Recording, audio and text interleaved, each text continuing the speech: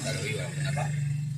Atakuwa kujua ili kitokea. Kwa maana hichi itakuwa ni ndio kuchukua wana. Hiyo vipi lakini? Iko fresh. Bwana welcome. Bwana hapa ni Makopo Zone. Ya Makopo Zone. Bwana wewe wenyewe hapo director atawaambia nini?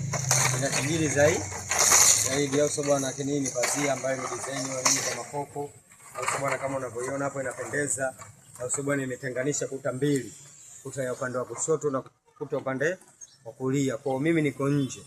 Au sio bwana, kama unavyoona hapo mimi niko nje. Au sio bwana, kamera yangu rudi nyuma kidogo ili nionyeshe ninapopita hapa. Ninavyoingia ndani.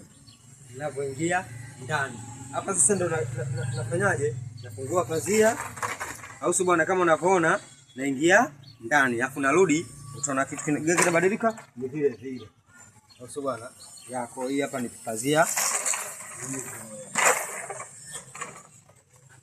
Okay, huo ni ubunifu wa hali ya juu. Msitupe bidhaa chakavu, zinaendelea na kazi nyingi tu.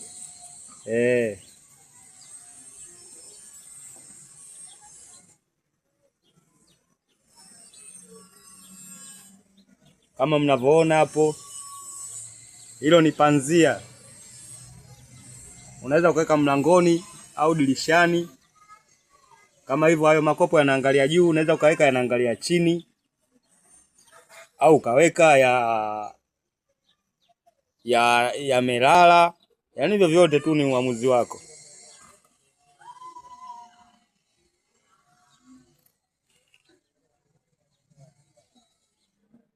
Unaweza ukaweka bendera ya taifa, bendera ya timu yako.